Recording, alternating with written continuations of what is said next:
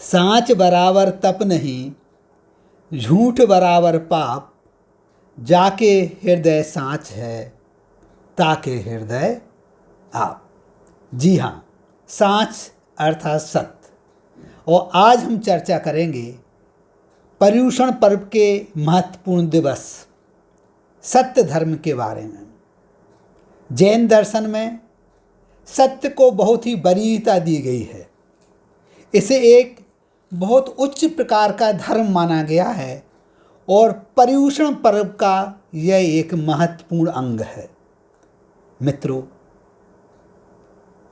हम अपने जीवन में सत्य का कितना पालन कर रहे हैं और झूठ को कितना अपना रहे हैं वो हम स्वयं जानते हैं।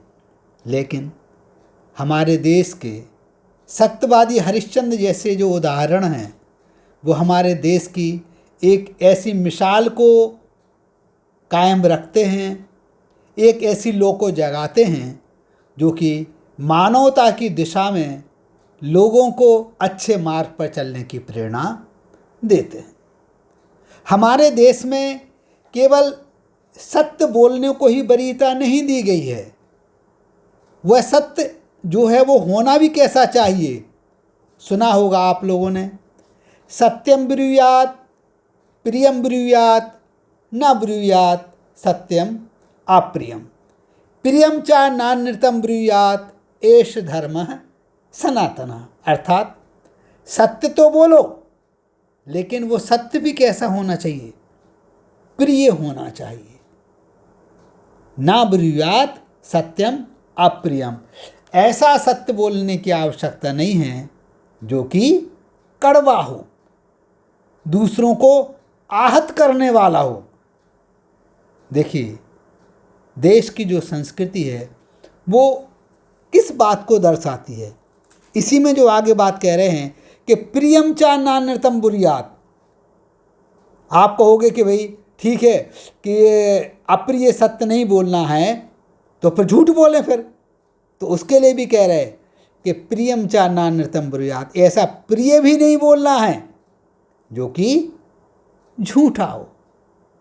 तो मित्रों, कई बार ऐसे अवसर आते हैं कि हम बिना सोचे समझे किसी के लिए कुछ भी कह देते हैं और सामने वाले का मन दुखी हो जाता है। हम उसी बात को एक शालीनता के साथ उसके सामने रखें। यदि हमें उसकी कमियों का परिचय कराना है, हम एक तरीके से परिचय कराएं और उसको अच्छे रास्ते पर आगे बढ़ाने की कोशिश करें। तो सत्य धर्म एक ऐसा धर्म है जिसको यदि हम अपने जीवन में अपनाते हैं तो प्रारंभ में हमें लगेगा कि इसके बिना कैसे काम चलेगा, लेकिन यदि हम अपने जीवन का एक महत्वपूर्ण अंग उसको मान लेते हैं तो सत्य है। हम सहज रहेंगे, सरल रहेंगे और हमारा जो मन है वो शांत रहेगा। कहा जाता है कि एक झूठ को छुपाने के लिए 100 झूठ बोलना पड़ते हैं। और दूसरी बात, झूठा जो व्यक्ति है वो हर समय बचने की कोशिश करता रहता है। इसलिए मित्रों, हित मित प्रिय और सत्य वचन कहो, अपना मुख को खोल, या फिर मौन रहो सदा, यह शिक्षा अनमोल। जय जिनेंद्र।